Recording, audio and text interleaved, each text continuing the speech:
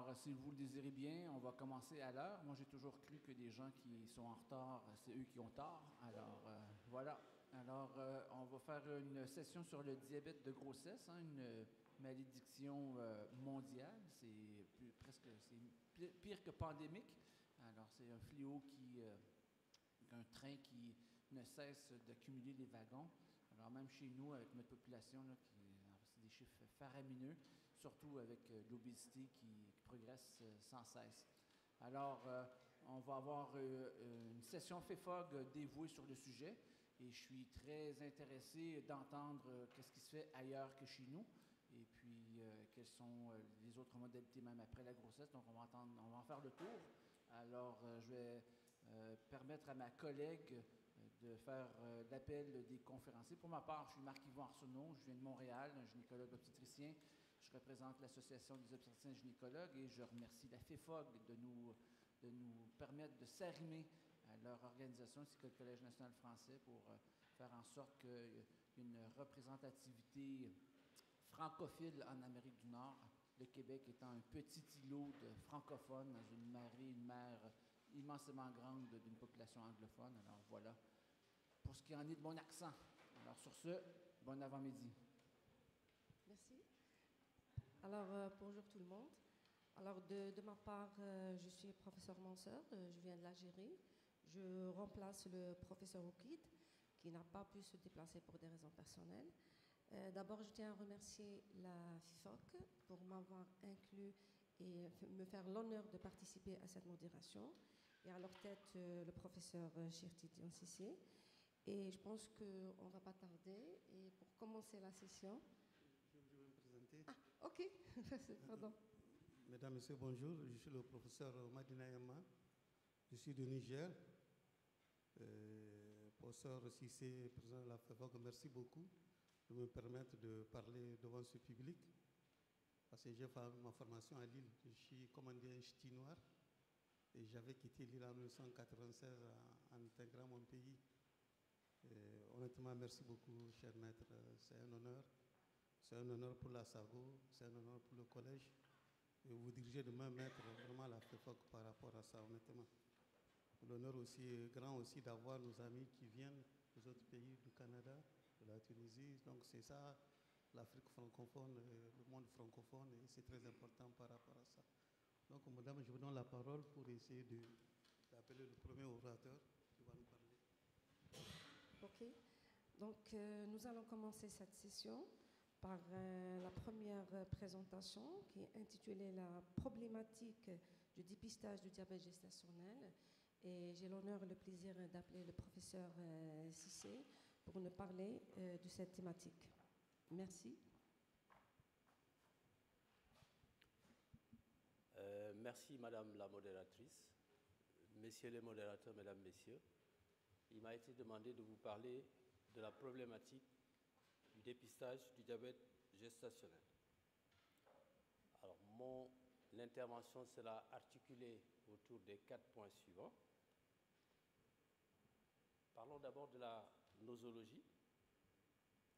Alors, les premières descriptions des troubles de la tolérance glucidique chez la femme enceinte ont été faites en 1823.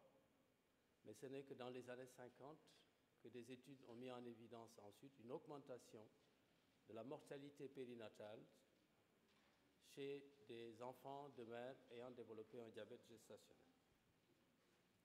Alors, comme vous le savez, la définition est consensuelle. C'est un trouble de la tolérance glucidique conduisant à une hyperglycémie de sévérité variable débutant pour la première fois pendant la grossesse, quel que soit le traitement institué et l'évolution dans le postpartum. Quelques précisions concernant les données actuelles sur l'épidémiologie. Il existe une grande variabilité des tests utilisés selon les pays, ainsi que des seuils de référence, ce qui fait qu'il est difficile de comparer les prévalences rapportées dans la littérature. Mais ce qu'on peut retenir, c'est que plus de 90% des cas rapportés concernent les pays en développement et que la prévalence serait plus élevée dans les pays asiatiques. Alors voilà quelques chiffres au niveau africain. Alors, l'application des nouveaux critères de l'IA-DPSG a induit une augmentation considérable du nombre de patientes concernées. Ce qui fait que dans certains pays, le diabète gestationnel est la pathologie la plus fréquemment associée à la grossesse. Un certain nombre de facteurs de risque ont été reconnus et validés. Il s'agit de l'âge inférieur à 20 ans et supérieur à 30 ans, l'obésité, des antécédents familiaux ainsi que des antécédents de macrosome. D'autres facteurs ont été évoqués dans la littérature, mais l'évidence les concernant est encore insuffisante pour les retenir. Un rappel sur la physiopathologie pour comprendre un peu l'utilisation des méthodes de dépistage. La grossesse induit une accélération métabolique avec une première phase anabolique et une deuxième phase catabolique. La finalité, c'est d'assurer un flux énergétique nécessaire au développement du fœtus. Globalement, on a deux axes, c'est l'insulinorésistance et l'hyperinsulinisme, liés à des facteurs hormonaux. Maintenant, en présence d'un certain nombre de facteurs favorisants, si on peut les appeler ainsi, que ce soit le surpoids, l'âge, l'hérédité, on assiste à une majoration anormale de l'insulinorésistance, ce qui fait que la femme a tendance à développer une élévation des glycémies postprandiales et ainsi de suite, toute la mécanique va s'enclencher. Parlons à présent du dépistage, qui est l'essentiel de ma communication. Schématiquement, on a deux générations, deux temps de tests. Une première génération de tests développée entre 1960 et 2009 et une deuxième génération de tests après 2010. Alors, on va les passer en revue certaines, comme ça vous verrez la différence et l'évolution qu'il y a eu dans les concepts. Le premier test proposé, c'est le test de O'Sullivan, qui date de 1964, il n'est plus utilisé. Alors, c'est le fruit d'une étude prospective qui avait été réalisée à Boston en 1954 et qui avait porté sur le suivi pendant 8 ans de femmes ayant présenté une anomalie de la tolérance glucidique. Alors, ce test se faisait en deux étapes. La première étape, on réalisait une glycémie à jeun par le biais d'une hyperglycémie par voie orale à 50 grammes de glucose. Alors, si la glycémie était inférieure à 1,40, on considérait que tout était normal. Si la glycémie était supérieure à 2, on retenait le diagnostic de diabète gestationnel. Maintenant, si la glycémie était entre les deux, on passait à la seconde étape. Et là, on réalisait une deuxième hyperglycémie à 100 grammes avec une mesure de la glycémie à 1 heure, 2 heures, 3 heures, avec des seuils qui permettaient de faire le diagnostic de diabète gestationnel. En 1979, un deuxième test a été proposé par la National Diabetes Data Group qui avait considéré que les seuils du O'Sullivan étaient un peu plus élevés et qu'il fallait les convertir avec, vous voyez, de nouveaux seuils qui étaient légèrement différents du Sullivan. En 1980, l'OMS s'est saisie de la question et a proposé un dépistage en un temps parce que c'était mieux toléré et ça permettait de réduire le délai de diagnostic. L'OMS préconisait d'utiliser 75 grammes de glucose avec un dosage à jeun et un dosage à H2 avec les seuils qui ont été particulièrement représentés.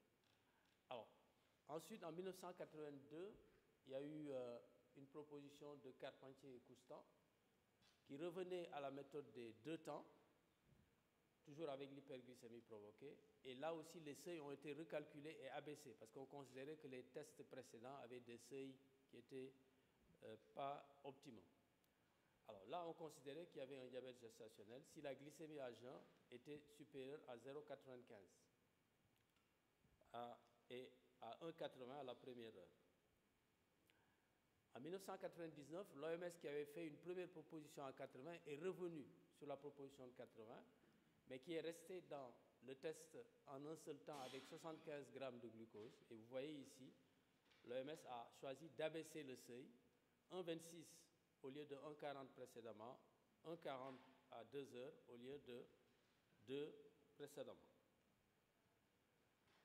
Alors, la Haute Autorité de Santé en France s'est saisie de la question aussi en 2005 et a proposé une réflexion, puisque les gens ne s'entendaient pas sur aussi bien le type de test, sur les seuils, et Après avoir fait une revue exhaustive de la littérature, la haute autorité a conclu l'impossibilité de déterminer à l'état actuel des connaissances à l'époque sur la stratégie de dépistage et les modalités optimales de réalisation. Donc, aucune recommandation n'avait pas été formulée. Alors, mais tout le monde était d'accord qu'il fallait aller vers un consensus. On ne pouvait pas laisser que chaque pays, chaque région, chaque société propose une méthode de dépistage. Donc, c'est ainsi qu'il y a eu la volonté de consensus qui a abouti à la création d'un groupe, International Association of Diabetes Pregnancy Study Group, donc qui regroupait 220 experts répartis dans 40 pays et plusieurs sociétés savantes. Alors, l'IADPSG va s'appuyer sur les résultats d'une étude APO qui avait été réalisée en 2010. Alors, cette étude APO donc, est une étude internationale multicentrique qui avait regroupé 15 centres situés dans 9 pays et qui avait concerné à peu près 28 000 femmes. Alors, cette étude reposait sur une stratégie de dépistage avec l'hyperglycémie provoquée 75 comme le recommandait l'OMS, avec un dosage, une glycémie à jeun et un dosage à 2 heures entre 24 et 32 semaines. Alors, il y avait des critères de jugement principaux, la césarienne, il y avait des critères de jugement secondaires. Alors, l'analyse statistique consistait à faire quoi? Essayer de chercher une association entre la glycémie à jeun, la glycémie à H1, la glycémie à H2, ainsi que les critères principaux et les critères secondaires pour voir s'il y avait une association entre ces paramètres, bien entendu, après avoir essayé de neutraliser un certain nombre de facteurs confondants qui pouvaient polluer l'interprétation des résultats. L'étude APO avait montré qu'il existait une relation continue, linéaire, entre la morbimortalité maternelle et les niveaux glycémiques. Donc, plus le niveau glycémique était élevé, plus on avait la présence de morbidité materno-fœtale. Alors, la difficulté maintenant, comme on l'a vu avec tous les tests passés, c'était de fixer un seuil qui se rapproche le plus de la vérité. Et donc, un consensus a été trouvé par rapport à ce seuil, mais ce n'est qu'un consensus. Et on verra plus tard que ce consensus fait encore l'objet de controverses. Alors, ce consensus, c'était quoi? C'était au premier trimestre, on fait une glycémie à jeun, mais au départ, ils avaient préconisé chez les femmes ayant des facteurs de risque. Alors, si la glycémie à jeun était supérieure à 0,92 et inférieure à 1,26, le diagnostic de diabète gestationnel était retenu. Par contre, si la glycémie à jeun était normale, on recommandait à 24-28 semaines de passer à l'hyperglycémie par voie orale. Donc, si la glycémie était inférieure ou égale à 0,92, on considérait donc que c'était normal, mais il fallait passer à l'hyperglycémie par voie orale et un résultat normal de dépistage à l'hyperglycémie à 24-28 semaines. Si c'était normal, à l'époque, on considérait qu'il n'était pas nécessaire de faire un deuxième dépistage. Cela a été revu parce qu'aujourd'hui, on est tous d'accord que lorsqu'il y a une hyperglycémie à 24-28 semaines qui est normale, lorsque la femme présente des facteurs de risque, comme vous l'avez vu avec la physiopathologie, il peut y avoir un phénomène d'échappement et le diabète gestationnel peut se manifester à 32 semaines. Donc, chez les femmes présentant un facteur de risque, il faut refaire un deuxième test. Par contre, s'il n'y a pas de facteur de risque, une seule hyperglycémie négative devrait suffire pour écarter valablement le diagnostic de diabète gestationnel. Alors, ce consensus a été adopté par l'OMS, par plusieurs sociétés, le CENGOF, l'American Diabetes Association, qui ont formulé des recommandations en s'appuyant sur ce consensus. Alors, qu'en est-il des sociétés africaines? Bon, à l'heure actuelle, il n'y a pas de position des sociétés africaines, notamment la Société africaine de gynécologie obstétrique. Bon, il est vrai que l'ampleur de la cohorte, plus de 28 000 femmes, le fait que ça soit une étude multinationale, multiethnique, il est vrai en considérant ces paramètres que les résultats pourraient être extrapolés valablement à la population mondiale. Mais malheureusement, aucun centre africain n'avait pas participé à l'étude APO et nous savons tous que parfois il y a des critères de validité externes. Donc, l'appel que je lance à travers la FEFOG et la SAGO, pourquoi ne pas faire une étude multicentrique africaine. Si on aboutit au même résultat, cela va nous conforter dans l'adoption de ces recommandations. Ce que je disais tout à l'heure, malgré ce consensus qui a permis quand même de voir un peu plus clair dans la forêt du dépistage du diabète gestationnel, il y a beaucoup de controverses. Parce que le problème, c'est que finalement, les nouveaux critères donc, vont entraîner un recrutement plus important de femmes avec les coûts, alors que le bénéfice exact n'est pas bien ressorti des évaluations qui ont été faites après. Alors, en ce qui concerne notre expérience au Sénégal, entre 2017 et 2018, nous avons utilisé, dans le cadre d'un travail prospectif, donc ces critères de l'IA-DPSG pour voir ce que ça donne. Alors, on a été surpris de trouver qu'on avait un taux de diabète gestationnel extrêmement élevé, presque 30%, ça veut dire une femme sur 3, parce qu'on avait utilisé des critères avec une glycémie à jeun supérieure ou égale à 0,92. Alors la question est de savoir est-ce que ces critères n'ont pas comme inconvénient l'inclusion d'un excès de femmes parce que le seuil de glycémie était bas. Alors beaucoup de sociétés ont remis en cause, justement parce qu'elles ont été confrontées à ça. La dernière, c'est la NICE en 2015, qui a proposé, comme vous le voyez ici, d'augmenter le seuil qui était à 0,92 dans les recommandations de l'IA-DPSG à 1,1, à 101, et de baisser le seuil de 1,53 à 1,40 pour être encore le plus près possible de la réalité. Alors, maintenant, pour terminer, est-ce qu'il faut faire un dépistage ciblé ou un dépistage systématique? Le consensus de 2010 avait dit dépistage ciblé. Bon, c'est possible. Mais il faut savoir que dans 30 à 50% des cas, si on fait un dépistage ciblé, on va laisser des patients qui vont faire un véritable diabète gestationnel et qui ne seront pas dépistés. Parce que l'expérience a montré que les femmes qui font un diabète gestationnel, le plus souvent, n'ont pas de facteur de risque. Donc ça, c'est l'inconvénient du dépistage ciblé. Alors, l'autre versant, c'est le dépistage systématique, qui a des avantages. On ne va pas rater une patiente qui va développer un diabète gestationnel. Et l'inconvénient, surtout avec des seuils bas, c'est l'augmentation de l'incidence. Bon, a posteriori, on ne peut le dire qu'à posteriori, parce qu'il faut que la femme fasse sa grossesse et qu'on se retrouve qu'il n'y avait aucune complication. Le pronostic était excellent, avec comme intervention seulement des consultations, quelques examens, etc. Donc c'est l'inconvénient du dépistage systématique. La question reste posée. On ne peut pas la trancher aujourd'hui. Ça dépend des pays, ça dépend des systèmes de promotion de santé périnatale et ça dépend aussi des contraintes économiques, surtout en milieu africain. Alors que retenir en conclusion? C'est que des progrès importants ont été enregistrés dans la compréhension et le dépistage du diabète gestationnel. Mais c'est une pathologie qui fait encore l'objet de beaucoup de controverses.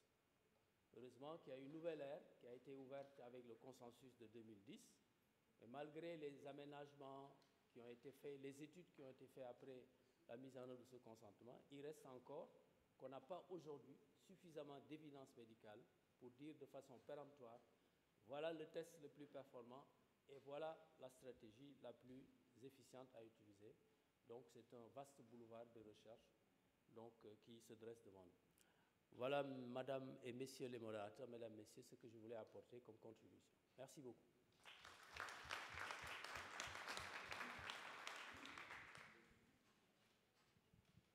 Merci beaucoup, cher maître.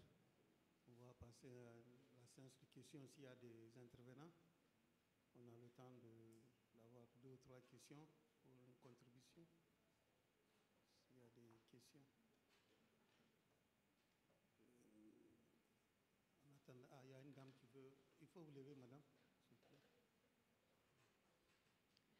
Bonjour, merci beaucoup pour ce topo. Moi, je voulais dire que c'est vrai qu'au niveau des seuils qui ont changé ces dernières années, et depuis 2010, on recrute beaucoup plus de diabète gestationnel, certes, mais il faudrait refaire le point, je pense. On est là à presque 13 ans des changements des recommandations. Il faudrait peut-être refaire le point pour dire est-ce que ces recrutements de patientes avec des taux avec un taux de diabète gestationnel qu'on prend en charge, est-ce qu'il y a moins de complications? Est-ce qu'il y a moins de macrosomie, moins de dystocie des épaules? Et vous avez aussi parlé d'inclure des patientes qui, avant, n'auraient pas pu être incluses dans le cas du diabète gestationnel.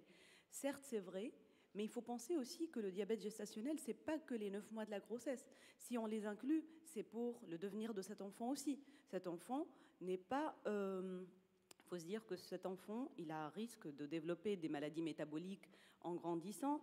C'est un enfant à suivre de près par la suite. Si à 15-20 ans, il développe un diabète ou s'il est obèse ou tout ça, on sait que l'un des facteurs de risque de ça, c'était le diabète de sa maman aussi. Donc, ce n'est pas seulement des consultations abusives chez les mamans qui, en fin de compte, n'ont pas développé de macrosomie, n'ont pas eu de problème, c'est aussi tout le devenir par la suite de cet enfant-là. Il faut aussi dire que le diabète gestationnel, si le taux est bas, c'est que ces femmes-là vont être suivies par la suite et elles savent qu'elles sont à risque de développer un diabète type 2. Donc, elles ont déjà l'information, les règles hygiéno-diététiques, le mode de vie va changer et peut-être qu'avec tout ce qu'on leur a appris pendant ces quelques mois de grossesse, elles vont éviter peut-être une apparition d'un diabète type 2, même si elles ont été considérées à tort peut-être. Mais ça reste à refaire.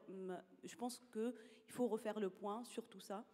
Mais nous aussi, on subit beaucoup plus de pression puisque les hôpitaux de jour sont blindés. On prend beaucoup plus en charge des patientes qu'on se dit mais elle est mince, pourquoi elle développerait un diabète? Mais je pense que ça doit être un peu bénéfique dans ce sens-là. Merci. Merci beaucoup, madame. Merci pour votre commentaire. Je suis tout à fait d'accord avec vous. Ce qu'on peut dire à l'heure actuelle, c'est que lorsqu'on baisse les taux, le bénéfice immédiat n'est absolument pas démontré. Mais est-ce qu'il y a un bénéfice ultérieur? Ça, justement, il faut reprendre une étude à peau pour essayer d'avoir un recul suffisant pour voir est-ce qu'il y a un bénéfice pour le suivi en ce qui concerne l'enfant et la mère. S'il y a d'autres intervenants, c'est bon. Allez-y, monsieur. C'est vrai, depuis qu'on a baissé le taux de 0,95 à 0,92, surtout quand on fait le dépistage en début de grossesse, je me demande si on ne fait pas de diagnostic par excès, parce que de temps en temps, on fait une hyperglycémie au 6e mois, et souvent, l'hyperglycémie est normale. Voilà, donc ma question, parce que je ne sais pas s'il n'était pas question de baisser, de remonter, au lieu de 0,92, 0,95, le taux de la glycémie à jeun en début de grossesse. Je ne sais pas si vous avez une notion sur... Il paraît que les diabétologues réfléchissent sur cette question. Voilà. Bon, en réalité, tout le monde n'a pas adhéré à ce consensus. Hein. Aujourd'hui, il y a beaucoup de pays, de sociétés qui sont encore à 0,95. Donc, on n'est pas encore d'accord. Je comprends le doute de certains parce qu'il n'y a pas d'évidence pour montrer que il faut 0,93 ou 0,94. Donc, on a forcément besoin d'avoir un éclairage supplémentaire pour connaître le juste milieu, la vérité. D'autres questions, s'il y en a? Sinon, je vais parler la parole au président, mais en attendant, mettre beaucoup pour la problématique que vous avez eu à poser, quoi. C'est vrai que notre ami Kadien a dit qu'il y a beaucoup d'obèses chez eux. Excusez-moi, je dis merci pour la problématique que vous avez posée pour le dépistage du diabète. Et même chez nous, les habitudes alimentaires ont beaucoup changé. Et nous avons aussi des complications maternelles et périnatales, que ce soit les dystocies de dégagement ou bien la mortalité périnatale qui est beaucoup plus élevée. Le problème chez nous, c'est beaucoup plus par rapport au dépistage. Je suis vraiment content que vous ayez dit qu'il faut associer toutes les sociétés savantes comme la FEFOG, comme la SAGO, chez nous je parle, et l'association des sages-femmes, parce que les CPN sont un peu tardives, donc il faut impliquer la communauté au dépistage. Et puis il y a un problème aussi, c'est par rapport au laboratoire. Parfois, ils n'ont pas le glucose, ils ne savent pas le faire. Je pense qu'on appuie votre initiative à ce qu'on puisse avoir des thématiques de ce genre dans nos régions pour dépister et prendre en charge mieux ces patients. Merci beaucoup. Si vous permettez, M. Chypre, je voulais poser une question. Alors, comme vous l'avez dit, on n'a pas encore de consensus par rapport au seuil. Il a été revu plusieurs fois. Maintenant, ma question, est-ce qu'on ne pourrait pas intégrer l'hémoglobine glyquée justement dans le dépistage comme critère biologique? En principe, si on voit la physiopathologie, non, parce que l'hémoglobine glyquée permet d'avoir ce qui s'est passé dans les 6 mois. Ce n'est utilisable que quand il y a déjà un trouble. Donc théoriquement, l'hémoglobine glyquée ne doit pas faire partie du protocole de dépistage du diabète gestationnel. Parce que dans nos contrées, essentiellement en Afrique, des fois, on n'arrive pas à dépister ou bien à capter ces patientes et ces gestantes vers le premier ou deuxième trimestre. Des fois, c'est des patientes qu'on revoit vers la fin de la grossesse qui sont déjà en complication de diabète gestationnel, déjà au stade de complication. Bon, est-ce qu'il ne faut pas se poser la question, est-ce que ce n'était pas un diabète prégestationnel? Parce que parfois, le diagnostic est difficile. C'est pour ça qu'on demande à faire systématiquement une glycémie à jeun au premier trimestre. Là, ça vous permet d'avoir les 3 bras, glycémie normale, diabète gestationnel et diabète patent. Et à ce moment-là, vous voyez la conduite à tenir en fonction de ces 3 bras. Alors, c'est ce qui se fait chez nous. Hein. Je suis chanceux, moi je travaille dans un milieu nord-américanisé, dans une grande ville, un hôpital universitaire. Ici, c'est le dépistage qu'on fait, qu'on applique de façon systématique. Il y a une glycémie à jeun qui est faite à toutes les patientes au premier trimestre, avec une épreuve de 50 grammes entre 26 et 28 semaines, et qui se convertit à une épreuve de 75 grammes si l'épreuve de 50 grammes est positive. On a resserré même encore plus, nous, les critères, ce qui fait que la conséquence, c'est que une hypermédicalisation maintenant du diabète de grossesse avec ses conséquences. Les taux d'induction sont faramineux aujourd'hui. Ça a des conséquences qui sont non négligibles. Alors, voilà un petit peu pour ce qui est de la réalité nord-américaine de la chose. Cela montre encore la diversité. Vous voyez, ils exercent dans un hôpital québécois. Alors, eux, ils font le dépistage. C'est un O'Sullivan un peu modifié. Ils n'utilisent pas le test de l'OMS avec 0,75. Donc, il y a encore beaucoup de pratiques variées. On a encore besoin de convaincre les uns et les autres par des évidences complémentaires pour avancer. Alors, professeur Cissé, je vous remercie. Merci. Je vais permettre à ma collègue d'introduire le prochain conférencier qui, pour ma part, n'a pas besoin de présentation. D'accord. Alors, merci beaucoup. Alors, notre prochain orateur, ça sera donc le professeur Philippe Deriel qui va nous parler donc des complications, des modalités de la prise en charge du diabète gestationnel. Merci beaucoup de prendre la parole. Merci beaucoup, madame. Je commencerai par remercier le comité d'organisation et tout particulièrement le professeur Cissé de cette invitation à parler de ce sujet qui me tient très à cœur. Et je dirais que je suis extrêmement honoré d'être modéré par deux amis, l'un québécois, nord-américain, comme il dit, et puis l'autre du Niger. Ça me touche beaucoup et je vous prie de m'excuser, madame, mais on ne se connaissait pas avant, mais je suis également honoré qu'il y ait une modératrice sur cette table. Alors, le professeur Cissé vous l'a déjà dit, le diabète gestationnel, c'est finalement un groupe qui est relativement hétérogène. On a parlé des diabètes antérieurs, des diabètes préalables à la grossesse, mais qui peuvent être découverts parce que le diabète était méconnu. Et puis ensuite, il y a le diabète gestationnel lui-même, qui est plutôt une maladie, quelque chose qui se passe au 2e trimestre. Et pour certaines femmes, ça va être de l'ordre du facteur de risque, alors que pour d'autres, ça va être une véritable pathologie. Et on va voir que les modalités de prise en charge sont extrêmement larges. Rapidement, l'objectif, je ne veux pas déflorer la présentation suivante, mais il y a un certain nombre de complications.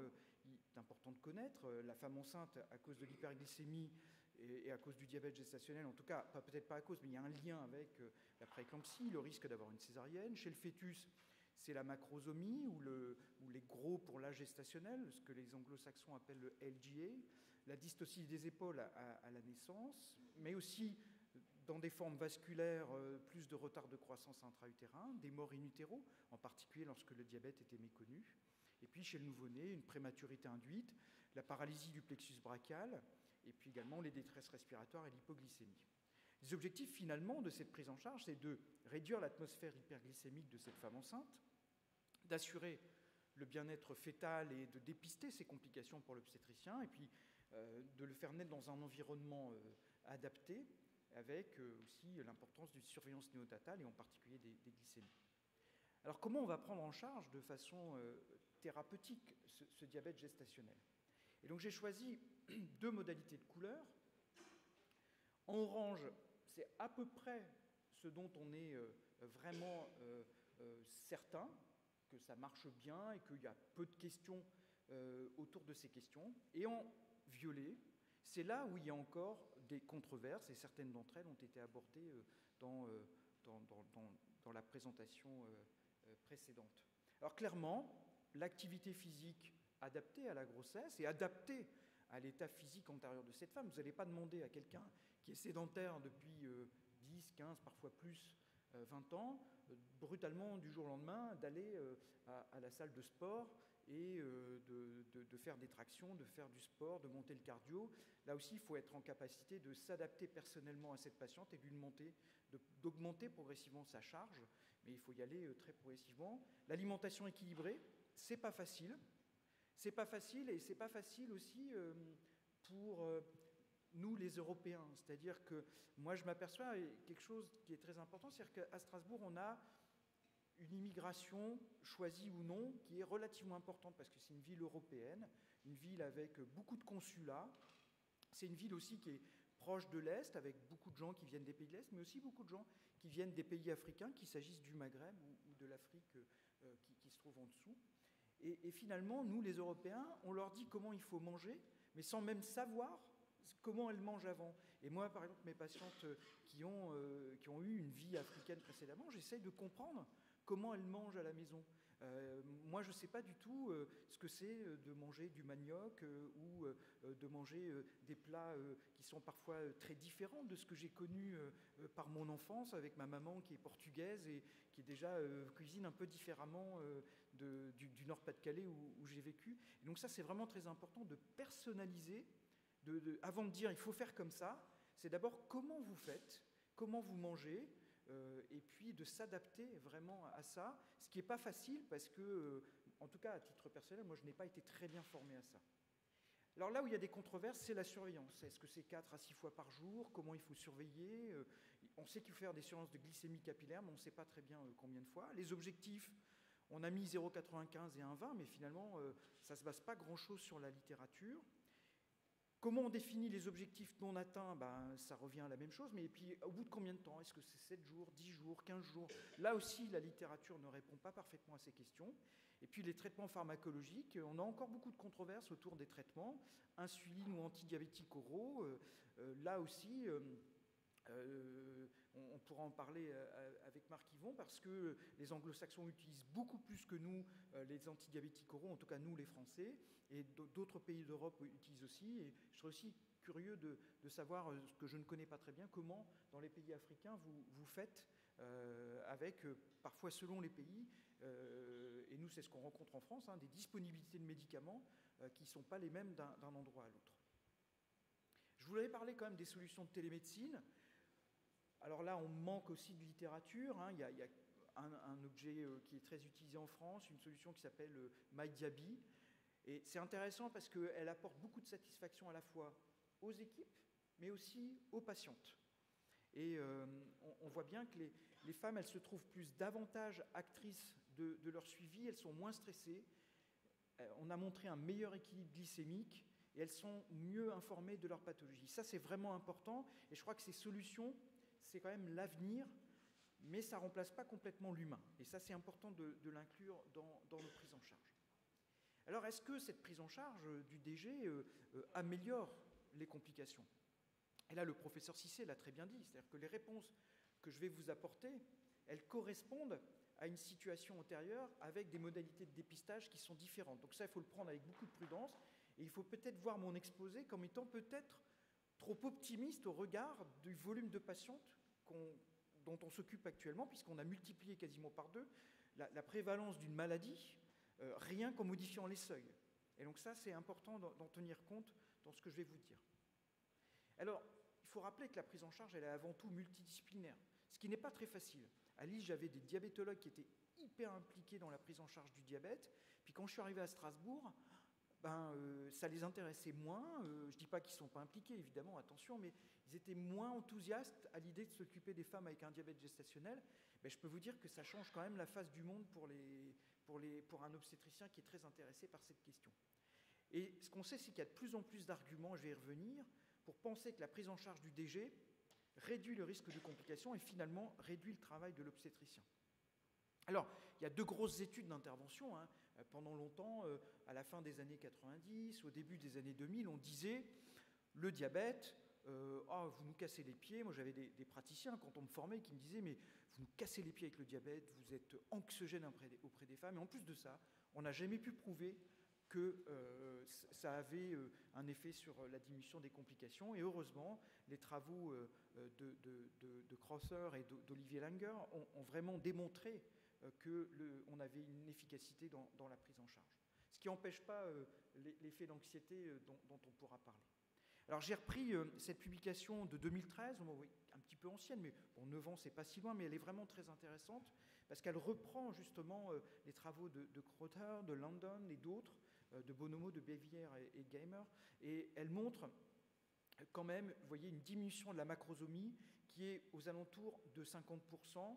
Alors vous voyez bien que c'est l'étude de London et l'étude de Crosser qui emportent tout sur leur passage en raison des effectifs et en raison aussi de la qualité de ces études. Mais quand même, il y a un effet, on le sait bien, de la prise en charge sur la diminution de la macrosomie et des gros bébés.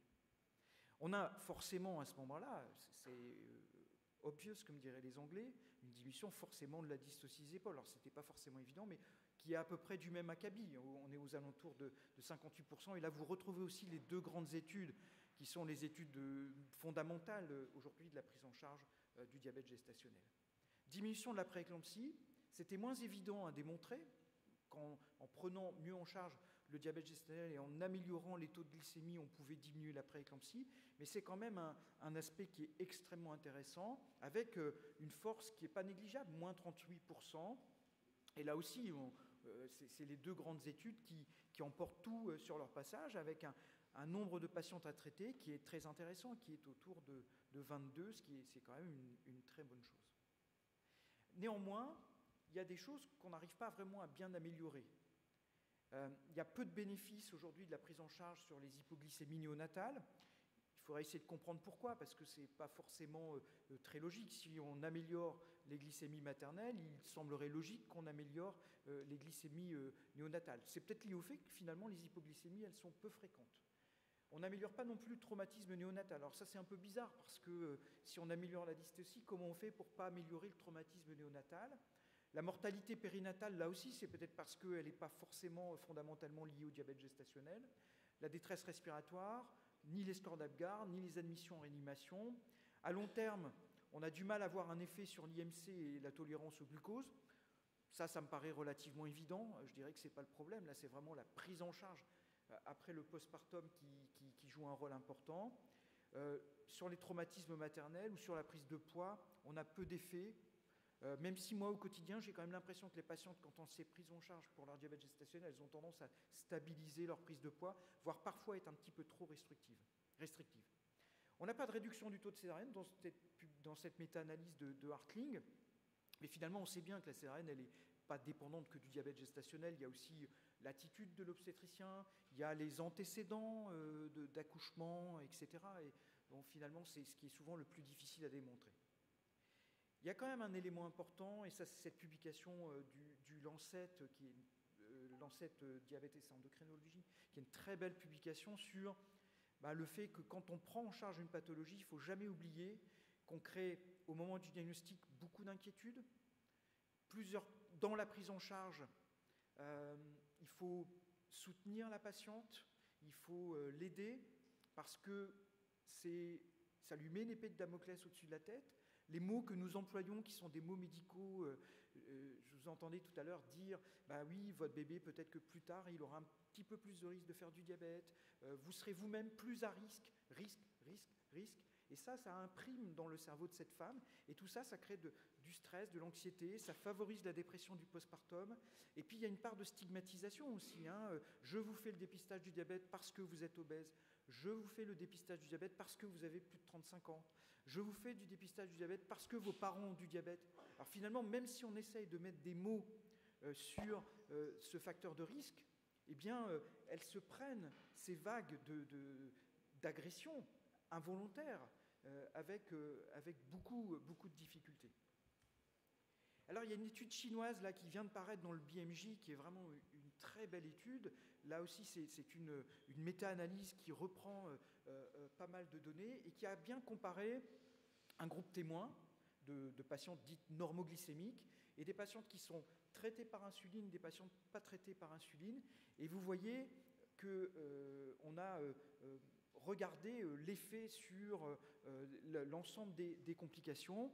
Et en l'absence d'insuline, ils ont démontré un effet sur la césarienne, tout de même une petite augmentation du taux de césarienne, mais relativement peu d'effets. Alors on retrouve peut-être une petite tendance à plus de prématurité, un peu plus de macrosomes, un peu plus de bébés qui sont larges pour l'âge gestationnel. Et puis quand on les traite de façon médicamenteuse avec de l'insuline, on s'aperçoit qu'il y a un peu plus de jaunisse, un peu plus d'admission en unité de soins intensifs. Alors en fait, finalement, tout ça, ce n'est pas pour vous dire que le fait de traiter ou pas traiter aurait une association avec les complications. Ça veut dire que même quand vous traitez, il faut se rappeler que c'est une population qui n'est jamais revenue à un niveau de complication similaire à la population générale. Et puis qu'en plus de ça, on va le voir, nos actions vont avoir aussi de temps en temps des effets néfastes. Et je pense que si le bébé a un peu plus de jaunisse ou un peu plus d'admission aux soins intensifs, c'est à la fois parce que il y a des conditions qui font qu'on a mis de l'insuline parce que le bébé était plus gros, parce que le diabète était plus difficile à équilibrer, mais aussi parce que probablement on a induit le travail un peu plus tôt, parce qu'on avait des difficultés à équilibrer. Et donc c'est pas toujours la faute de la femme, c'est pas toujours la faute de la maladie, c'est aussi la faute entre guillemets, c'est pas notre faute, mais parce qu'on a des actions qui, malgré tout, peuvent avoir un effet iatrogène, même si on a le sentiment de faire ce qui est bien à ce moment-là pour la patiente, et que vous savez bien qu'en médecine, c'est toujours une balance bénéfice-risque. Alors le rôle de l'obstétricien, en Amérique du Nord, il y a beaucoup d'obstétriciens qui jouent au golf, mais en France aussi. Et donc il faut repérer les situations où le diabète a des conséquences. C'est vraiment ça notre rôle, c'est un peu de faire du tri et d'aider nos équipes de diabétologues à leur dire, voilà, il y a une macrosomie, elles savent très bien suivre l'équilibre du diabète, mais bon, voilà, on leur apporte les informations de l'échographie. Alors quelle est la surveillance anténatale et quel est son but? Voilà, alors, je prends une étude très très ancienne, mais c'était à une époque où on ne traitait pas le diabète comme maintenant. Et pour montrer que voilà, c'était quand même pas mal de complications, le diabète. Et qu'on veut éviter, c'est la mortalité périnatale, les prééclampsies, diminuer les césariennes, éviter les gros bébés. J'en ai déjà parlé. Et vous voyez, dans l'étude HOIS, qui est l'étude de Crosser, on voit bien que quand même, quand on prend en charge, on va réduire, par exemple, les décès périnataux. On va aussi réduire ce critère composite qui associe la dystocie des épaules, les fractures et les fractures de clavicule. Et alors, elle n'arrive pas à démontrer un effet sur la dystocie des épaules seule parce que c'est un événement qui est relativement rare, mais on voit bien que la prise en charge permet vraiment une amélioration. Alors, la mort in utero, c'est complexe parce qu'il y a visiblement des pathologies placentaires qui jouent un rôle dans la mort in utero, une augmentation de la consommation d'oxygène. Il y a aussi une acidose fœtale dont on sait qu'elle est associée au diabète et qui va modifier les capacités du métabolisme oxydatif dans le placenta avec du stress oxydatif, c'est-à-dire hypoxie, hyperoxie, stress régénératif, ce qu'on voit un peu dans les infarctus au niveau cardiaque. Il y a aussi l'anomalie métabolique elle-même, l'hyperglycémie, qui probablement joue un rôle sur une forme de fragilisation du placenta, du fœtus, directement aussi sur les vaisseaux endothéliaux. Alors comment mieux surveiller pour éviter ces complications malgré la prise en charge, puisque vous avez vu dans l'étude de Crosser, il y a quand même un certain nombre d'anomalies. Alors on arrive à bien réduire les décès, mais malgré tout, ça c'est une étude et on sait bien que dans la vraie vie, c'est pas si simple. Donc on va voir les mouvements actifs fœtaux, je vais y revenir, l'échographie avec le Doppler, le score biophysique, et puis surtout l'enregistrement du rythme cardiaque fœtal quand on l'a à disposition. Alors les mouvements actifs fœtaux, c'est simple, c'est peu coûteux, mais il y a un lien entre les mouvements actifs fœtaux et les troubles de la glycémie qui a été démontré par Holden en 84, vous voyez c'est aussi très ancien, mais ça reste d'actualité, et l'hypoglycémie, elle augmente l'activité fœtale. D'ailleurs, c'est une vraie difficulté. Alors, il y a Borklund et Adamson qui ont essayé d'utiliser la diminution des mouvements actifs fœtaux dans des groupes de patients diabétiques entre 25 et 32 semaines, un groupe contrôle. C'était à peu près pareil pour les 2 derniers mois de grossesse, et dans 4 cas, il y avait une diminution des mouvements actifs fœtaux. Il y a eu 2 décès, 2 césariennes en urgence, mais tout ça ne nous donne pas suffisamment de données pour pouvoir conclure, et vous savez bien la subjectivité de la surveillance des mouvements actifs fœtaux chez nos patientes au quotidien, c'est vraiment pas facile de s'appuyer sur cet élément pour pouvoir améliorer la prise en charge. Alors l'enregistrement du rythme cardiaque fœtal, je cite souvent cette étude de Barrett dans l'American Journal en 81, mais il n'y a pas grand-chose sur la surveillance anténatale du rythme cardiaque fœtal qui a amené à une recommandation d'une surveillance de 2 fois par semaine à partir de 32 semaines parce qu'il trouvait des morts in utero si le rythme cardiaque fœtal était fait à plus de 8 jours. Et dans son étude, il y avait une majorité de diabète et de retard de croissance. Donc tout ça a amené une certaine extrapolation, mais finalement, on manque vraiment de données pour espionner ce petit bébé et puis savoir si finalement on peut anticiper la prise en charge et anticiper ces situations qui sont dramatiques. Et moi, j'avoue qu'aujourd'hui, on est très en difficulté pour anticiper tout ça et c'est vraiment pas facile. Alors l'intérêt du RCF, il y a une étude randomisée traitement, pas de traitement. Donc là, on ne sait pas trop ce qu'ils ont fait, mais dans le groupe traitement, et comme dans le groupe pas de traitement, il n'y avait pas de décès parmi les 150 patients du groupe sans surveillance. Donc est-ce que ça veut dire qu'en fait, en traitant, on arrive à faire disparaître les morts in utero, sachant que la mort in utero, elle est probablement plutôt attribuable au diabète de type 2 que réellement au diabète gestationnel. Mais là, je m'avance un peu parce que je n'ai pas vraiment de données scientifiques pour répondre à ça. Donc il y a l'étude de Cassé en 1997, 874 patientes avec un diabète contrôlé sans enregistrement du rythme cardiaque fœtal qui sont comparées à des témoins. Et vous voyez qu'on a une mortalité périnatale similaire entre les 2 groupes, 5 pour 1000 versus 4 pour 1000 dans les témoins. Donc là aussi, on peut se poser la question de l'intérêt du RCF. C'est difficile de conclure. Probablement que l'intérêt est limité dans la surveillance systématique 2 fois par semaine à partir de 32 semaines, comme on le voit beaucoup écrit en cas de diabète bien équilibré. Moi, je crois qu'il faut vraiment renforcer la surveillance quand vous avez un risque plus important de diabète de type 2 passé inaperçu, donc quelqu'un qui a besoin de doses médicamenteuses, et en particulier de doses d'insuline importantes, ou quand les risques fœtaux sont plus importants, la macrosomie, l'hyperglycémie, l'hyperinsulinisme, ou encore le retard de croissance, ou éventuellement l'HTA ou la prééclampsie. Alors, quand et comment accoucher les femmes avec un diabète gestationnel? C'est une photo qu'une patiente m'a autorisé à montrer avec cet enfant qui a une paralysie du plexus brachial et m'a dit, le professeur Nayama nous l'a dit tout à l'heure, ça nous fait peur, la dystocie des épaules et la paralysie du plexus, on n'aime pas ça. Moi, j'en ai fait une il y a à peine 3 semaines, j'ai fini, j'étais trempé de la tête aux pieds parce que j'étais appelé, la sage-femme et le chef de clinique n'y arrivaient pas. Et c'est vraiment, je ne sais même plus ce que j'ai fait. Je sais même plus. J'ai fait une sorte de jacquemier, mais je me souviens plus. J'étais comme dans la 4e dimension et j'ai fini. J'étais trempé de sueur et personne ne s'est aperçu qu'en fait j'étais en fait au bout de ma vie parce que tout était à l'intérieur. Donc je vous confirme que vraiment, comme l'a dit le professeur Nayama, on n'aime pas ça du tout.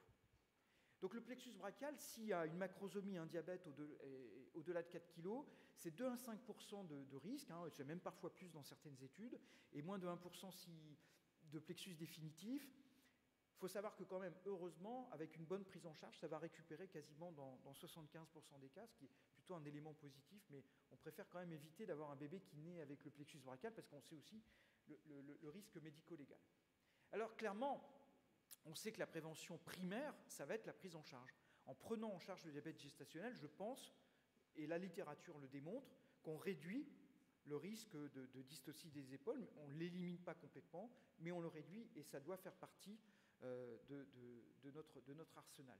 Donc là, je vous ai remis cette diapo que j'ai déjà présentée hier dans une autre session, qui rappelle un peu les recos du collège et également les recos de la COG, qui permettent de dire quand est-ce qu'on déclenche, quand est-ce qu'on césarise. Avec, vous voyez, le collège, c'est plutôt le diabète bien contrôlé, c'est comme une grossesse normale, on est vraiment dans le diabète facteur de risque.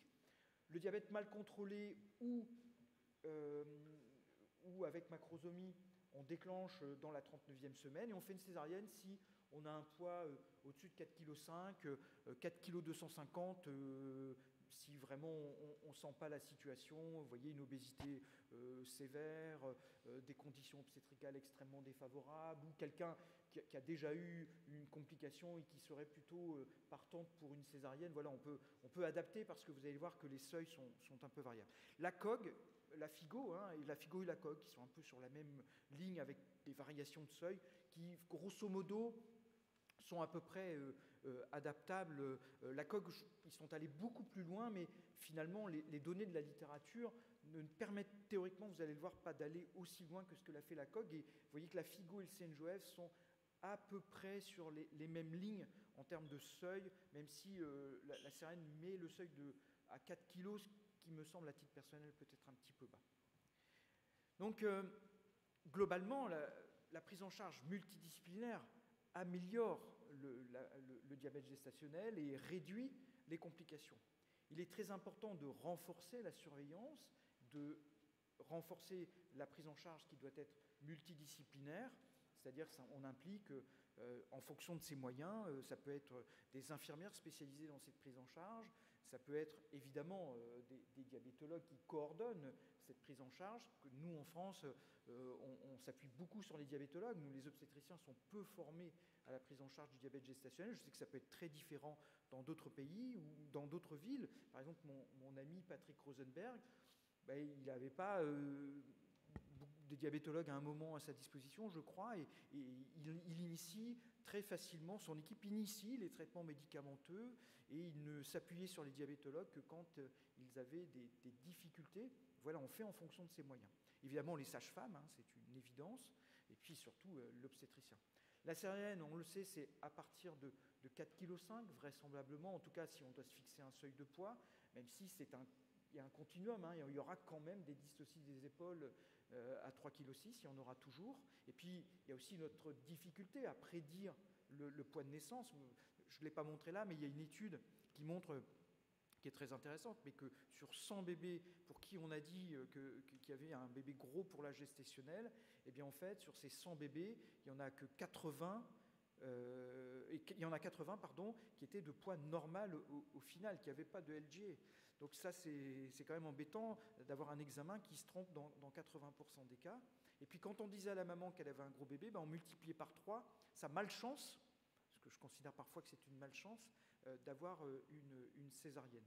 Donc vous voyez, ça c'est vraiment très important. Et dans la prise en charge du diabète gestationnel, le professeur Cissé l'a dit tout à l'heure, rien que sur les seuils et sur ce qu'on a démontré précédemment avec les nouveaux seuils, tout ce que je vous ai dit là n'est pas complètement caduque, mais doit être atténué parce qu'en fait, il y a toute cette population qui correspond à ce qu'il y a entre les nouveaux seuils et les seuils anciens, dont on n'est pas certain qu'on leur apporte un vrai bénéfice à la prise en charge. Voilà, je vous remercie.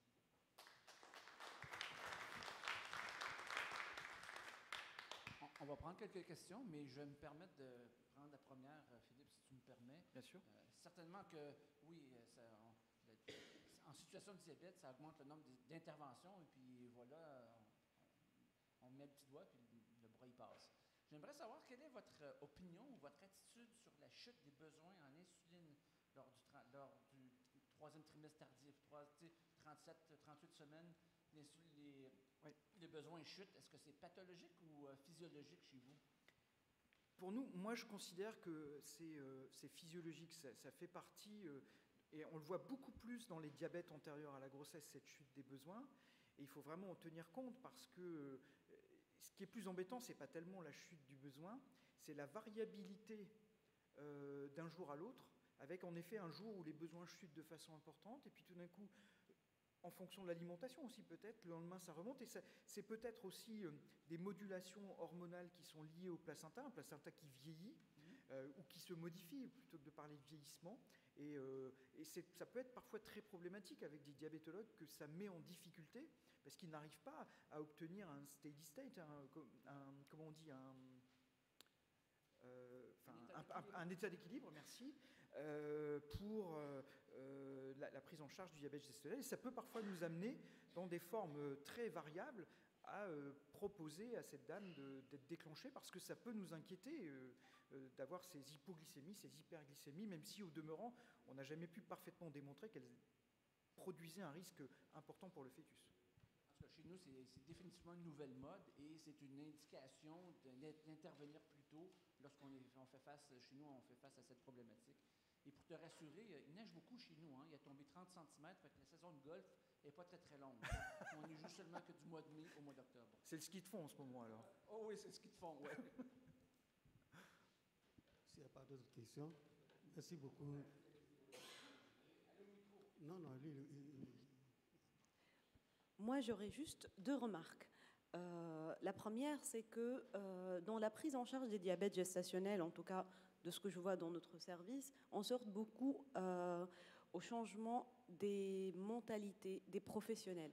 C'est-à-dire, on a beaucoup de mal à faire croire à tous les praticiens qu'un diabète bien équilibré, même s'il est sous 20, 25, 30 unités d'insuline, peut aller jusqu'au terme. On peut la laisser tranquille, on peut ne pas la stresser en lui disant « à 39, vous devez accoucher coûte que coûte », on peut ne pas la déclencher sur un col très défavorable alors que l'on ne veut pas. En fait, c'est ça les changements de pratique. Je vois même dans la salle de naissance, dès qu'on parle d'une dame diabétique qui vient pour accoucher, même si c'est un diabète bien équilibré, on sait qu'il n'est pas gros, tout le monde lui tourne autour en disant à quel moment ça va pas aller, à quel moment on va la césariser. Donc, si on commence déjà par changer un peu la prise en charge des patientes, en changeant la mentalité des professionnels et leurs pratiques, déjà on avance beaucoup. La deuxième chose, c'est que la dystocie des épaules, vous en avez parlé. Moi, je voulais juste dire un mot. La dystocie des épaules, même avec un diabète bien équilibré et même avec une femme non diabétique, on ne peut pas la prévoir malheureusement parce qu'on ne sait pas à quel moment elle va arriver. Sur des bébés de 4,5 kg, elle n'arrive pas. Sur des bébés de 3,2 kg, elle arrive malheureusement. Et on a la malchance de l'avoir en salle de naissance. Donc, c'est un facteur sur lequel on n'arrive pas à jouer avec les diabètes gestationnels et même avec les patients non diabétiques. On a beaucoup de mal. C'est vrai qu'en équilibrant le diabète, oui, on arrive à en avoir moins, ça doit être une évidence. Mais il ne faut pas se dire que si elle est bien équilibrée, il n'aura pas les épaules larges et il n'aura pas de mal à passer dans le bassin. Ça va dépendre de beaucoup d'autres facteurs aussi. Merci. Est-ce que vous me permettez de commencer? Vous êtes en France? Oui. Oui. Alors, c'est bien parce que c'est la FEFOG et ça serait intéressant d'avoir l'opinion des autres pays. Parce qu'il y a une vraie question, c'est-à-dire que moi je pense que, peut-être je vais vous heurter, mais je pense que malheureusement l'obstétrique, on a été formé à la pathologie. C'est normal quand on est étudiant en médecine. Et l'obstétrique, c'est quand même quelque chose de très particulier. Je rappelle que c'est une étape de la vie de la femme qui est physiologique la plupart du temps. Et le diabète gestationnel n'est pas forcément une maladie, c'est aussi un facteur de risque. Et moi, je l'ai vécu de façon très forte quand je suis arrivé à Strasbourg. C'est-à-dire que quand une maman se voit découvrir juste un macrosome, on lui dit « Est-ce que vous mangez trop de sucre ?» Donc déjà, c'est tout de suite la culpabilité. Et je pense que c'est aussi un mal français, parce que les Français, on est très judéo-chrétiens de nature, et on est très dans la culpabilité. Mais le médecin est aussi beaucoup dans la culpabilisation de la patiente, très souvent. Et ça, vous avez raison, changer les mentalités, c'est extrêmement, extrêmement difficile, parce que notre éducation, elle est comme ça. Et après, sur la dystocie d'épaule, mais bien sûr, enfin, vous avez 100% raison, on n'arrivera pas à empêcher la disparition de la dystocie des épaules. Ce qu'il faut, c'est quand même bien prendre en charge le diabète parce que ça réduit la dystocie des épaules. Et puis, comme je ne l'ai pas dit, mais il faut évidemment s'y préparer et que les équipes, elles fassent régulièrement des séances de simulation pour pouvoir agir quand la dystocie arrive et pouvoir faire ce qu'il faut avec... Et puis moi, souvent, je revois des vidéos, je fais de l'imagerie mentale en me disant, bah tiens, si le dos est comme ça, je mets la main comme ça. Enfin, et c'est important, ça s'est hérité de mon passé de judoka où l'imagerie mentale est très importante pour les katas.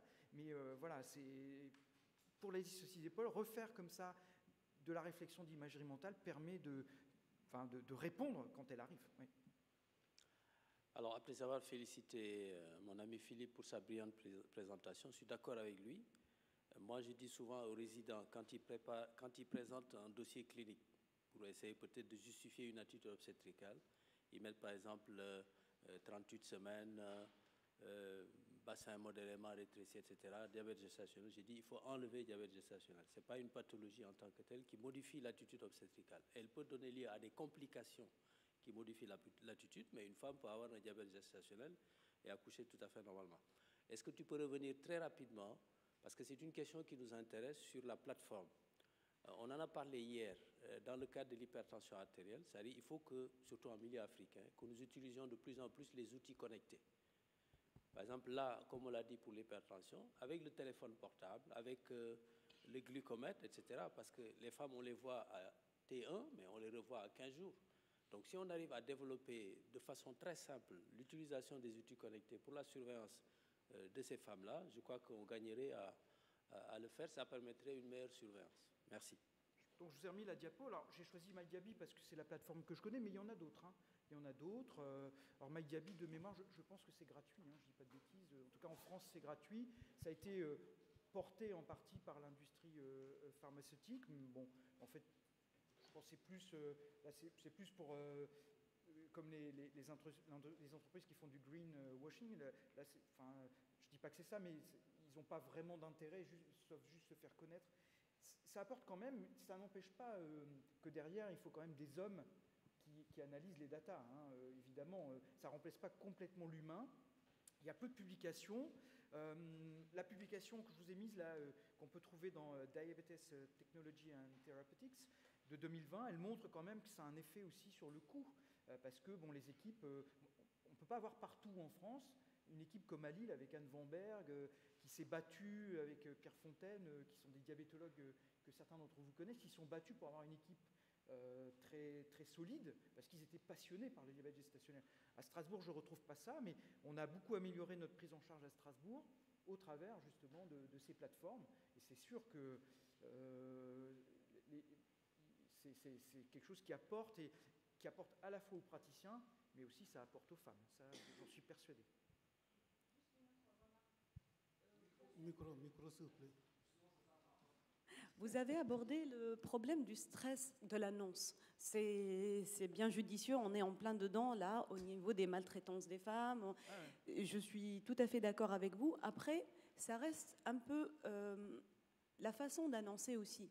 C'est-à-dire que quand on parle du diabète gestationnel, certes, pour la patiente, c'est un drame. Quand on l'annonce au premier trimestre surtout, lui dire « vous avez un diabète », là, elles ne se projettent plus, ça y est. Elles se bloquent tout de suite, elles font en larmes. Je le sais parce que moi-même, je l'ai vécu pour mes 2 enfants, je le sais. Mais il faut savoir comment l'annoncer aussi. En équilibrant le diabète, madame, vous rejoignez la population normale, on minimise les risques. Il faut savoir l'annoncer parce que je vois que la réaction de la patiente quand j'annonce un diabète type 1 avec toutes les explications données et quand après, par la suite, elle arrive à équilibrer son diabète, est tout à fait différente de la patiente qui me vient de l'extérieur, du gynéco de ville, par exemple, où elle arrive à 28 semaines ou à 30 semaines avec un bébé qui est déjà supérieur au 95e percentile, ou la sage-femme de ville qui ne l'a pas adressé à temps, elle n'a pas suivi ses règles. Là, quand je lui dis il est trop gros, on aurait dû prendre en charge votre diabète dès le premier trimestre, vous aviez 0,98, tout ça, elle est sidérée en disant pourquoi je n'ai pas été informée à temps, pourquoi je n'ai pas été prise en charge à temps. Et la réaction, elle est beaucoup plus difficile.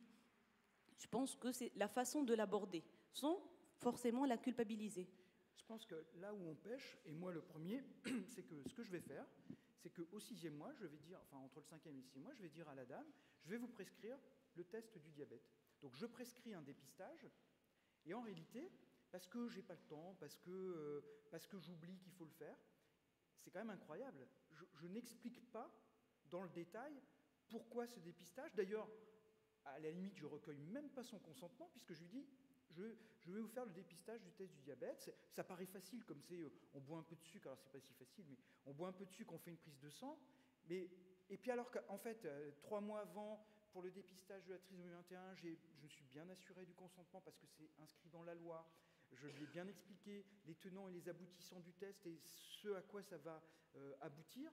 Et pourtant, pour le dépistage du diabète, je ne fais pas la même chose. Je peux vous avouer que ça a changé ma pratique. Je me suis dit, plein de fois je disais, mais vous inquiétez pas, oui, vous avez un diabète, je vais vous envoyer voir le diabétologue, on va le prendre en charge. Et en fait, je me suis aperçu que ça ne marchait pas, parce qu'en fait, j'annonçais un facteur de risque, une maladie, mais je n'avais pas anticipé, je n'avais pas expliqué le dépistage. Et ça, c'est important. Chaque fois qu'on fait un examen, il faut prendre les quelques minutes pour expliquer pourquoi je fais ce dépistage, à quoi ça va aboutir, et quasiment, il faut faire une consultation d'annonce spécifique pour le diabète gestationnel. Mais aujourd'hui, on est en difficulté parce qu'on manque de temps. Alors là, je vous rejoins, mais à 100%. Et c'est pas juste, il faut diminuer le sucre, il faut faire de l'activité physique. Et puis, parce que sinon, votre bébé va être trop gros et vous risquez d'avoir une césarienne. Maintenant, et on voit bien, dans tous les pays du monde, c'est une problématique sur laquelle il faut qu'on se penche. Ce n'est pas pour rien que le Lancet, dans une de ses familles de revues, a abordé cette question. Merci beaucoup. On va évoluer, mais je veux vraiment vous remercier pour tout. Tu es un frère, un ami. Merci pour le soutien que tu apportes à mon pays. Il n'y a pas que mon pays, il y a la Savoie.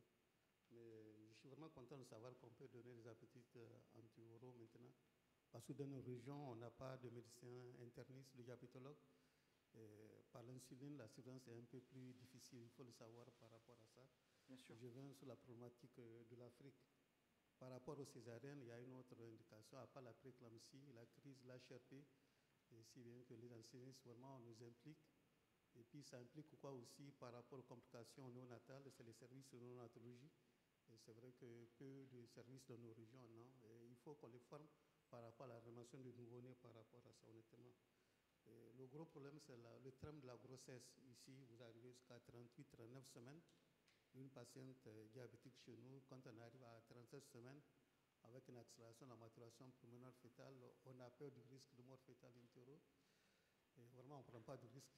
Et par rapport au dyssocie des épaules, il vaut mieux que ça se passe dans une maternité, comme tu l'as dit, où on peut agir immédiatement. Mais si ça se passe en périphérie, puis qu'il faut transférer la patiente, c'est encore une autre problématique. C'est pourquoi je reviens à ce qui a été dit ce matin. Il faut impliquer les sages-femmes, il faut impliquer tout le monde dans la prise en charge. En tout cas, merci beaucoup pour ta communication. On a beaucoup appris. Madame. Alors, le diabète gestationnel, on ne peut pas donc en parler sans aborder le volet de la contraception.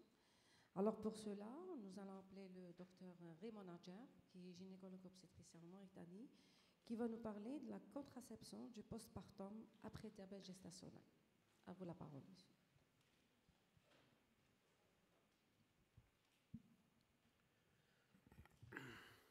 Oui, bonjour. Je voudrais commencer par remercier le comité d'organisation du collège, de PSF et plus précisément de la FEFOG, le professeur cher Tidjane Cissé qui est avec nous. Merci beaucoup de m'avoir convié, merci beaucoup de me permettre d'être à Lille et d'apprécier cette très belle ville. Alors, on m'a chargé de parler de contraception du postpartum après un diabète gestationnel. Alors, je me suis posé la question de savoir si je parlais du diabète gestationnel, mais vous vous rendez bien compte que c'est tout à fait inutile. Tout a été dit depuis 3 jours, depuis 2 jours, 3 jours. Nous ne parlons que de diabète gestationnel dans toutes les sessions. C'est quelque chose de très intéressant, de très complet. Ça n'est pas un petit épiphénomène sur le diabète, c'est quand même un élément à lui tout seul très important. Et puis je me suis dit, alors on va parler du postpartum et de la contraception du postpartum. Oui, mais non, ça n'est pas ce qu'on m'a demandé et ça n'était pas tout à fait le sujet. Alors, j'ai décidé de faire ça beaucoup plus léger, beaucoup plus simple et de passer très vite. Vous allez voir, ça va aller très très vite. La définition d'un diabète gestationnel, elle a déjà été évoquée partout, dans toutes les séances, dans toutes les sessions. Et le professeur Cissé l'a très bien dit tout à l'heure, c'est une définition que l'on doit à l'OMS, c'est un trouble de la tolérance glycémique, etc., etc. Mais par contre, ce que j'ai retenu de plus important, c'est surtout l'aspect quel type, si l'on découvre un diabète en cours de grossesse, Alors, ce qui interloque tout de suite, ce qui fait poser tout de suite la question, c'est de savoir, est-ce qu'il s'agit d'un diabète qui était là et qui a été découvert à l'occasion de la grossesse, de type 1, de type 2, ou est-ce qu'il s'agit d'un diabète qui est apparu et qui disparaîtra? L'autre, celui préexistant, ne disparaîtra pas. Si on veut résumer ça très schématiquement. Alors, on va s'intéresser dans tout ce que je vais dire particulièrement au diabète gestationnel, c'est-à-dire celui qui disparaîtra, celui que l'on appelle pur, avec un retour à l'équilibre glycémique dans les semaines qui vont suivre l'accouchement. Alors, quoi qu'il en soit, un diabète gestationnel a une prévalence aujourd'hui qui est en nette augmentation. Il était autour de 5, 6, 7, 8. Il est aujourd'hui avoisinant de 12%. Le grand risque du diabète gestationnel, c'est son évolution vers un diabète de type 2 qui est multiplié par 6, 7 ou 8. Pour le volet de la contraception, après un diabète gestationnel, donc dans le postpartum. Alors la question de la contraception est délicate. Dans nos régions, dans la région d'où je viens, donc la région Afrique, le postpartum est totalement minimisé. C'est une période qui n'intéresse personne, ni la parturiente qui a fini, ni le médecin qui... bon, ça n'est pas encore sa préoccupation principale, ni personne. Et pourtant, aujourd'hui, il y a une augmentation très importante, constatée, relevée, de grossesses non désirées qui surviennent dans la période du postpartum et même du postpartum précoce, et en particulier dans nos régions, ces régions à très faible taux de couverture contraceptive. D'où l'intérêt que l'on porte à cette période et à la contraception durant cette période. On propose même, et le plus souvent d'ailleurs, la prudence voudrait que l'on propose une contraception dès la sortie de la maternité. Mais bien sûr, il faudra tenir compte de tous les éléments, et en particulier de cet antécédent de diabète gestationnel. Alors, toutes les méthodes de contraception sont utilisables en postpartum. Bien sûr, en l'absence de facteurs de risque, évidemment. Les méthodes naturelles, les méthodes barrières, les méthodes hormonales, qu'elles soient œstroprogestatives ou progestatives, de toute nature, les dispositifs intra-utérins, y compris le dispositif intra-utérin en postpartum immédiat, voire même per-hystérotomie, et puis la contraception d'urgence très importante, et pourquoi pas, le cas échéant, les méthodes de stérilisation. Alors, nous allons nous attacher surtout aux méthodes hormonales, c'est ce qui pose le plus de polémique. Alors, s'il n'y a pas, à l'occasion d'un diabète gestationnel, dans le postpartum, s'il n'y a pas de retour à l'équilibre glycémique, la période de 6 semaines est la période qui a été retenue, donc dans les 6 semaines du postpartum, s'il n'y a pas de retour à l'équilibre glycémique, avec ou sans présence de facteurs cardiovasculaires, métaboliques ou de pathologies vasculaires associées au diabète. S'il n'y a pas de retour à l'équilibre glycémique, donc nous ne sommes pas dans un diabète gestationnel pur, alors il faut être prudent. Les œstroprogestatifs ou les progestatifs injectables du type acétate de médroxyprogestérone sont d'emblée contre-indiqués. Un petit arbre décisionnel très simpliste, très simple. On a un diabète gestationnel, ça impose une surveillance très aiguë, très attentive, très sérieuse et très durable dans le postpartum. Alors, soit les glycémies se normalisent, et il suffit d'ailleurs de glycémie, je dis tout le temps glycémie parce qu'il suffit de glycémie à jeun, ça suffit, il n'y a pas besoin de grands tests spécifiques. Donc, soit les glycémies se normalisent sans traitement dans les 6 semaines, et à ce moment-là, on parlera de diabète gestationnel pur. Soit il n'y a pas de normalisation d'équilibre glycémique, et là, il faut se poser la question, s'agit-il d'un diabète préexistant à la grossesse qui a été diagnostiqué pendant la grossesse, ou d'un diabète de type 1, de type 2, qu'on ne connaissait pas, mais qui aurait débuté à l'occasion de la grossesse, et ceux-là vont perdurer. Et l'absence de normalisation va imposer un bilan clinique du postpartum, dans le postpartum, un bilan complet, à la recherche d'atteintes vasculaires diabétiques, donc microangiopathie, macroangiopathie, d'autres facteurs de risque cardiovasculaire associés, l'hypertension artérielle, le tabac, la dyslipidémie ou l'obésité, et l'âge est à prendre en compte, évidemment, après 35 ans. Et là, dans ces conditions, s'il y a ces facteurs de risque, eh bien, il faudra, là aussi, d'emblée, s'orienter vers une contraception sans impact cardiovasculaire, et le DIU en est le chef de file. Il n'y a pas de contre-indication des œstroprogestatifs. J'ai dit qu'on allait surtout s'intéresser à ça. Il n'y a pas de contre-indication aux œstroprogestatifs si nous avons un diabète gestationnel qui va évoluer donc vers la disparition.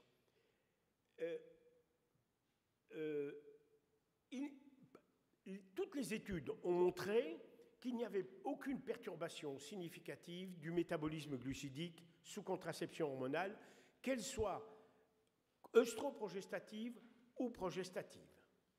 Sur les conséquences, sur les complications microvasculaires du diabète, c'est la même chose. Il n'y a pas d'apparition de rétinopathie ou de néphropathie diabétique. Par contre, il faut être très prudent dans les prescriptions d'œstroprogestatifs en cas de rétinopathie proliférante, en cas de maculopathie ou de néphropathie existante, du fait du risque d'aggravation par les effets microcirculatoires de ces hormones. Il n'y a pas d'effet de surrisque de diabète et il n'y a pas de facteur de risque de diabète ou d'évolution vers le type 2 qui serait dû aux œstroprogestatifs.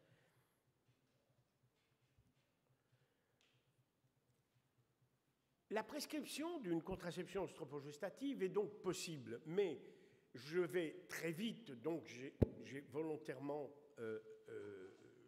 schématisé. Il faut que cette contraception soit mini-dosée, soit à base d'œstrogène naturel, avec un progestatif de deuxième génération.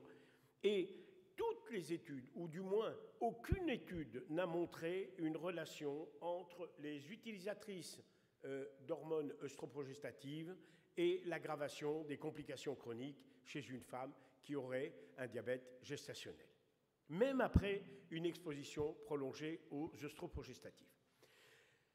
La HAS, en France en particulier, mais c'est une généralité, aujourd'hui c'est adopté par nombre de régions, de pays. Il faut impérativement un bilan préalable à la prescription des œstroprogestatifs, et en particulier, dans ce cas particulier du postpartum après ou avec un antécédent de diabète gestationnel. Le minimum serait une glycémie à jeun, une cholestérolémie totale et une triglycéridémie.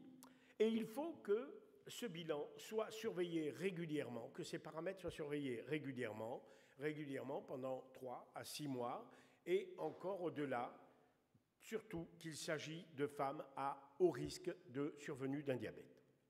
Alors je rappelle encore une fois que l'âge supérieur à 35 ans, l'obésité avec un IMC supérieur à 33, l'hypertension artérielle, les troubles lipidiques doivent inciter à choisir une contraception sans impact cardiovasculaire. Qu'en est-il des contraceptions œstroprogestatives par voie non orale, c'est-à-dire le dispositif transdermique? C'est exactement la même chose, c'est les mêmes indications et les mêmes précautions d'emploi que les combinaisons orales. Dans le transdermique, dans le dispositif transdermique, le risque thromboembolique est un petit peu majoré du fait de la biodisponibilité des œstrogènes. Quant à l'anneau vaginal, il n'a aucune conséquence métabolique et donc aucun problème. Alors, maintenant, dans quel cas les œstroprogestatifs seraient contre-indiqués? Eh bien, d'abord, s'il y a un risque thrombotique artériel et en présence d'un seul facteur de risque. Alors, je passe tout de suite sur la diapo, ça a été dit 100 fois, tout le monde connaît. Donc, sur un seul facteur, une notion d'un seul facteur de risque artériel, un risque artériel, donc on contre-indique les œstroprogestatifs. Les œstroprogestatifs sont aussi contre-indiqués en cas de risque thromboembolique veineux. Dans le cas d'accident thromboembolique veineux profond qui serait survenu en dehors de la grossesse, ou d'épisodes thromboemboliques veineux survenus soit pendant la grossesse, soit dans le postpartum, une thrombose veineuse profonde qui serait compliquée ou non d'embolie pulmonaire, ou une thrombophlébite cérébrale. Alors, les alternatives aux œstroprogestatifs, évidemment, ce sont les méthodes locales, le dispositif intra-utérin ou des progestatifs. Seulement, il y a une condition, c'est que les progestatifs ne peuvent être prescrits qu'à 3 à 6 mois à distance de l'épisode de l'accident thromboembolique veineux. Quant aux pathologies vasculoplacentaires, eh bien, là aussi, c'est une contre-indication aux œstroprogestatifs, que ce soit pour la prééclampsie, l'éclampsie, l'hypertension gravidique ou l'hématome rétroplacentaire. Et les alternatives, c'est là aussi la contraception mécanique non hormonale ou les méthodes progestatives. Qu'en est-il de la contraception d'urgence? Pour dire un mot, la contraception d'urgence doit être systématiquement expliquée aux femmes diabétiques dans le postpartum et en général à toutes les femmes diabétiques, et en l'absence de la mise en place ou de la prescription d'une méthode contraceptive, les méthodes de contraception d'urgence, que ce soit au lévonorgestrel ou à l'acétate du lipristal, peuvent être prescrites sans contre-indication. Pour le dispositif intra-utérin du postpartum, en particulier en post-césarienne, aucune contre-indication à poser un stérilet, pas de complications particulières. Alors, si pendant longtemps les études ont concerné le dispositif intra-utérin au cuivre, aujourd'hui, on parle beaucoup et de plus en plus du système intra-utérin au progestatif. Voilà. Et donc, j'avais promis que ce serait très rapide. Je voudrais simplement dire un petit peu plus de sentiments personnels en conclusion. Aujourd'hui, il y a beaucoup de méthodes contraceptives. Toutes les méthodes contraceptives sont bien expérimentées. On connaît les indications, on connaît les contre-indications, et en particulier dans le postpartum. Aujourd'hui, on sait qu'il y a un nombre de grossesses non désirées dans les mois qui suivent l'accouchement, dans le postpartum, et que cela concerne particulièrement certaines régions où l'information et la formation du personnel médical n'est peut-être pas tout à fait satisfaisante et ne permet pas de prévenir. Et donc, d'envisager une contraception avec la patiente ou avec le couple, c'est aujourd'hui une certitude, il faut le faire, c'est une nécessité. Il faut pour ça donc tenir compte de ce qu'il y a eu avant, la contraception antérieure, éventuellement si elles ont été bien tolérées ou pas, et puis les contre-indications, bien entendu, et les incidents survenus pendant la grossesse, et le diabète gestationnel est un de ces incidents. Il n'y a, pour être bien clair, aucune contre-indication à la prescription d'une contraception orale en cas d'antécédent de diabète gestationnel pur, mais le respect des contre-indications est fondamental. On vient de les reciter pour la 1000e fois en parlant du diabète ou en parlant de contraception. Une surveillance régulière, une surveillance attentive, régulière et surtout maintenue dans le temps des glycémies est nécessaire chez une femme qui a accouché et qui avait un antécédent de diabète gestationnel. Aucune majoration de risque chez les femmes qui utilisent le stérilet en postpartum. Voilà, je vous remercie.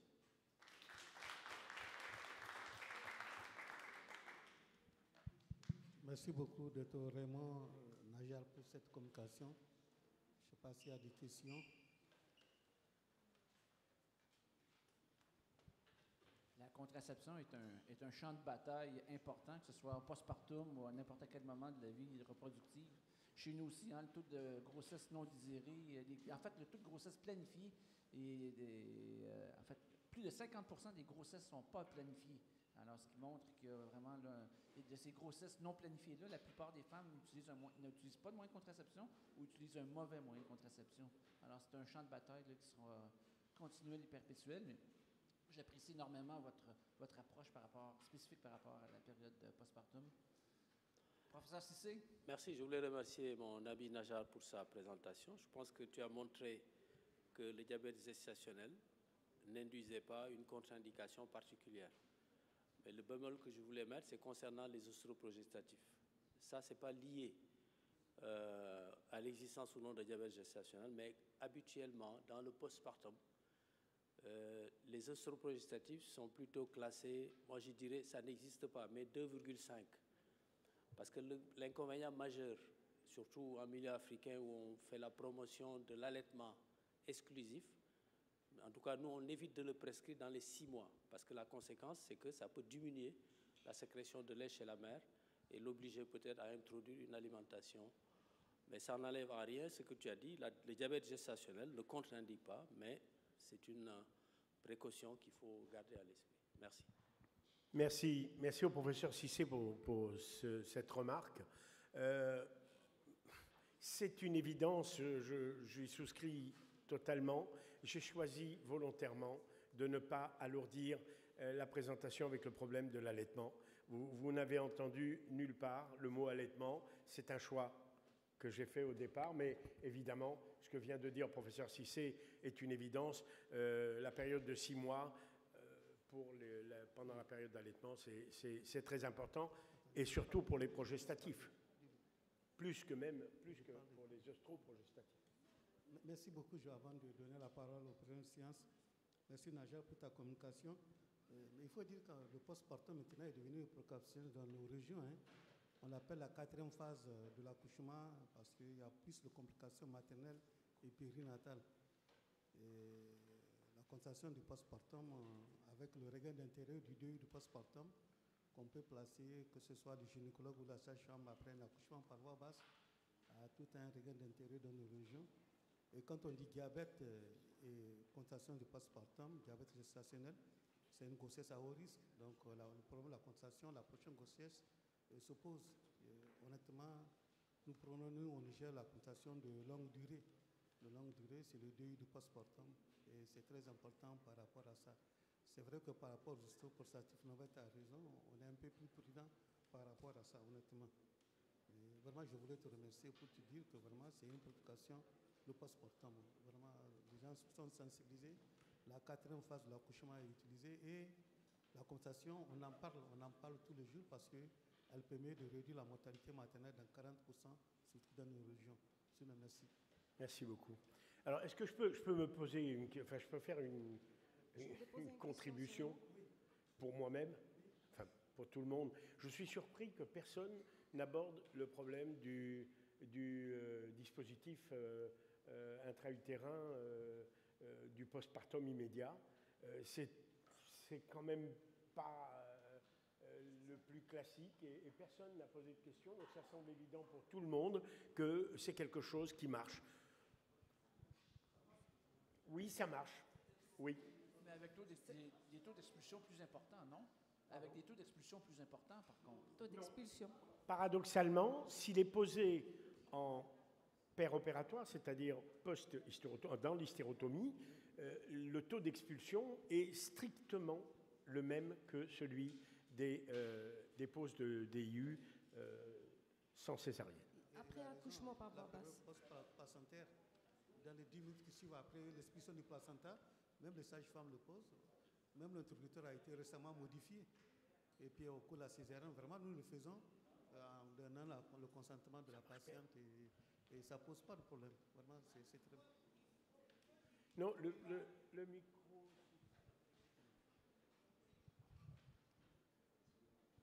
Ce programme de DEU du contraception du postpartum nous aide beaucoup parce qu'il y a beaucoup de femmes qui sont perdues de vue, qui ne reviennent pas. Et quand on le fait, c'est en pré-partum qu'on fait le counseling dès le 2e trimestre pour qu'à l'accouchement, on le pose sans problème. Merci Blandine, mais je suis un convaincu de ça, comme vient de le souligner aussi le professeur Cissé. Nous sommes convaincus, mais encore fallait-il en discuter.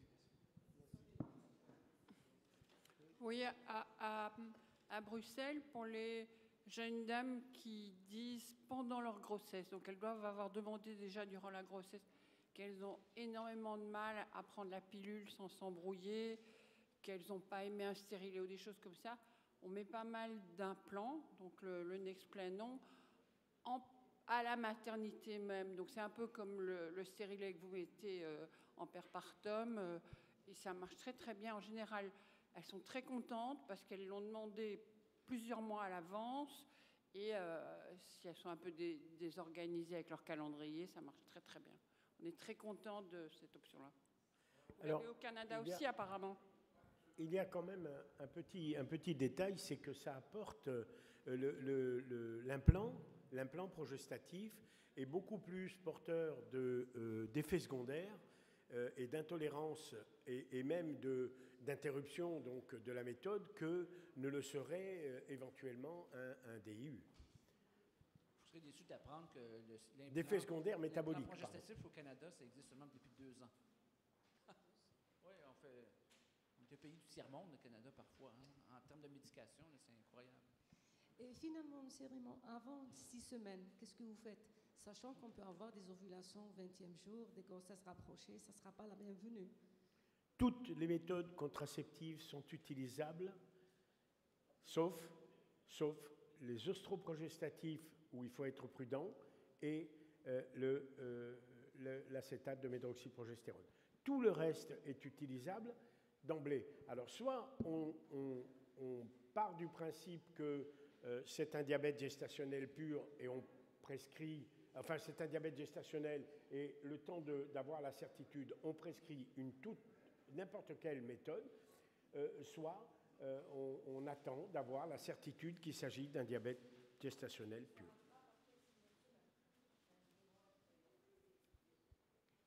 Oui. Quand on fera en terminant le bilan, on va être fixé et là on pourra se rattraper. On trouve en tout cas la meilleure combinaison possible. Et la meilleure combinaison possible, d'ailleurs, c'est ce qu'a dit la dame qui est intervenue. Aujourd'hui, dans nos régions, en tout cas, je parle pour la Mauritanie, c'est l'implant. L'implant reste aujourd'hui le premier moyen. En tout cas, nous, en Algérie, on a un grand problème avec le dispositif intra-utérin. Vous savez que c'est une contraception qui n'est utilisée qu'à 3%, une proportion très, très, très faible. Et là, on a beaucoup à faire dans ce sens pour un petit peu promouvoir le DI. Nous avons le même problème. Monsieur, on voudrait les remercier, la FEFOC, professeur Cissé, le collège. Merci à tout le monde. Je donne la parole. Je vais tout simplement clore la session. Et je vais souhaiter bon appétit à tout le monde. Et puis, on se reverra cet après-midi. Bonne fin de congrès. Et puis, on se reverra un autre tantôt.